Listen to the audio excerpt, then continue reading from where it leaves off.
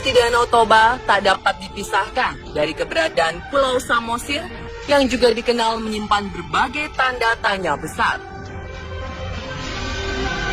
Konon, menurut warga sekitar, pulau yang seringkali dijuluki sebagai pulau di atas pulau ini memiliki beberapa legenda dan mitos yang cukup tersohor, yaitu mitos tentang keberadaan kanibalisme yang terjadi di kampung Ambarita pada zaman dahulu.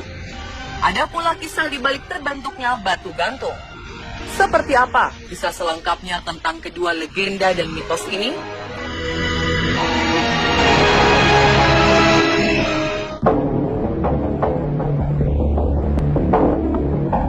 Jika ditelusuri sejarahnya, konon sebuah kampung di Pulau Samosir bernama Kampung Ambarita pernah terjadi kanibalisme. Adanya kanibalisme ini bukan untuk memenuhi kebutuhan pangan warga, namun dengan maksud memberi hukuman pada para penjahat perang, pengkhianat, maupun mata-mata yang ada di kerajaan Sialagan. Ini terpaksa dilakukan karena para penjahat yang dihukum dipercaya memiliki ilmu hitam yang cukup tinggi. Oleh karena itu, sang raja memutuskan untuk menghukum dengan cara memberikan hukuman pancung di kepala menggunakan pisau yang sangat tajam.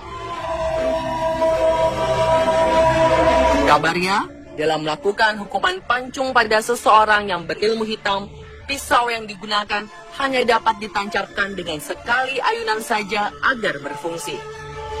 Uniknya, sebelum pisau pancung ditancapkan ke kepala penjahat, biasanya raja memerintahkan seorang dukun untuk mencari tahu di mana letak penjahat menyimpan kesaktian ilmu hitamnya. Setelah ditemukan, maka bagian tubuh tersebut akan mendapat ritual khusus agar kesaktiannya segera lenyap. Seusai dipancung, kepala penjahat akan digantung di pagar kerajaan selama 3 hari. Hal ini dilakukan guna menimbulkan efek jera bagi penjahat lainnya. Lalu oleh sang dukun, kesaktian penjahat ini akan dipersembahkan kepada sang raja dengan syarat sang raja harus memakan organ tubuh si penjahat. Menurut sejarah, hukum adat dari kerajaan Sialagan ini berjalan sebelum masuknya misionaris yang membawa ajaran agama di Pulau Samosir. Setelah ajaran agama menguat, maka perlahan hukum adat kanibalisme pun perlahan mulai menghilang dan kini hanya menjadi sejarah saja. Kebenaran tentang legenda kanibalisme diperkuat dengan penemuan batu persidangan di Kampung Ambarita. Batu persidangan ini berupa susunan batu kuno yang berbentuk meja dan kursi yang berada di bawah pohon hariara tua. Pohon hariara sendiri diyakini sebagai pohon kebenaran, sehingga dapat memberikan petunjuk bijaksana saat sidang diadakan oleh raja.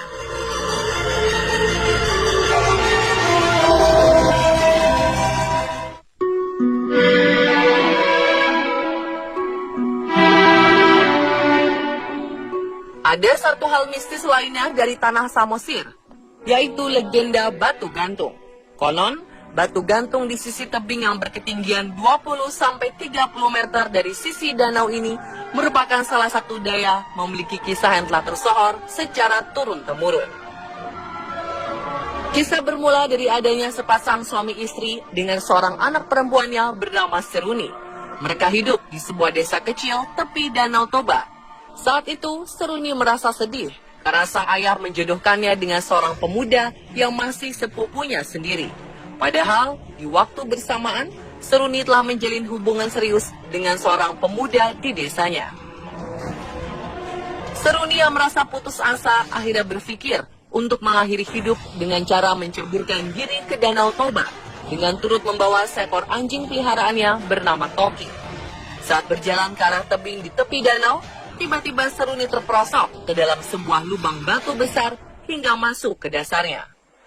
Karena merasa tak dapat berbuat apa-apa dan tidak bisa meminta pertolongan pada siapapun, akhirnya Seruni memilih untuk mati di dalam lubang batu ini.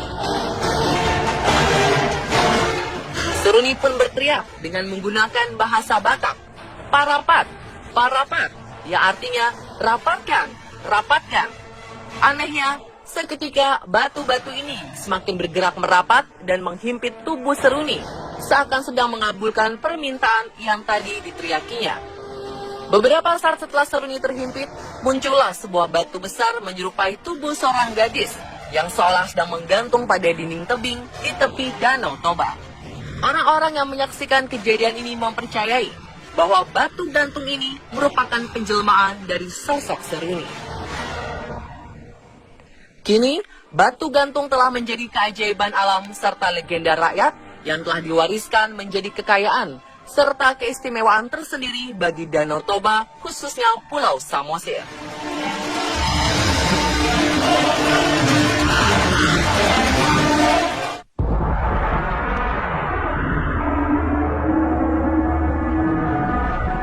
Beberapa pantangan memang berlaku ketika kita menginjakkan kaki di berbagai tempat, tak terkecuali saat berada di Danau Toba. Di tempat ini diterapkan beberapa pantangan yang sebaiknya dipatuhi agar terhindar dari bahaya, seperti harus berbicara dan berperilaku sopan, dilarang berbuat asusila, dilarang menyakiti hewan, serta dilarang membuang sampah sembarangan, terlebih sampah yang berasal dari benda-benda yang dianggap tak sopan. Bahkan warga setempat mempercayai beberapa kisah tentang orang-orang yang melanggar berbagai pantangan yang telah diterapkan, seperti tentang seorang perempuan yang membuang sampah pribadinya ke Danau Toba. Lalu dengan seketika ia tertimpa sebuah kejadian misterius. Sang perempuan seakan ditarik oleh sosok tak kasat mata hingga masuk dan tenggelam di danau ini. Ada pula kisah yang tak kalah menyeramkan, yaitu dahulu sempat ada kapal yang mengangkut sekelompok rombongan di Danau Toba. Konon, di tengah perjalanannya, seorang anak kecil nekat membuang kotoran ke danau ini. Dan seketika kapal bot pun tidak dapat bergerak meski mesinnya hidup. Pemilik kapal akhirnya memutuskan untuk melemparkan setangkup sirih ke dalam danau yang dipercaya warga setempat sebagai cara permintaan maaf kepada penghuni danau atas pelanggaran pantangan. Namun anehnya, kapal yang ditumpangi anak kecil ini tetap tidak dapat bergerak. Akhirnya pemilik kapal nekat untuk melemparkan anak kecil ini ke dalam danau sebagai pengorbanan agar dapat menyelamatkan nyawa penumpang lain. Ibu dari sang anak yang tak rela melihat kejadian ini akhirnya langsung turut melompat ke dalam danau. Keduanya mati tenggelam. Baru setelah itu kapal dapat bergerak kembali. Satu lagi pantangan yang ada di sekitar Danau Toba kali ini adalah wajib mengucapkan kata permisi. Saat melewati salah satu goa misterius di balik lembah dan jalan yang berliku menuju lokasi danau. Kabarnya, bila tidak mengucapkan kata permisi, atau yang dalam bahasa Batak disebut santabi opung, maka mesin kendaraan akan mati secara tiba-tiba. Bahkan ada pula yang meyakini, selain mengucapkan permisi, siapapun yang melewati goa misterius ini harus pula meletakkan sebatang rokok yang sudah menyala. Kebenaran mengenai semua pantangan ini memang masih dipertanyakan. Terlepas dari itu semua, ada baiknya kita selalu bersikap sopan dan bertanggung jawab ketika berada dimanapun, termasuk di Danau Toba.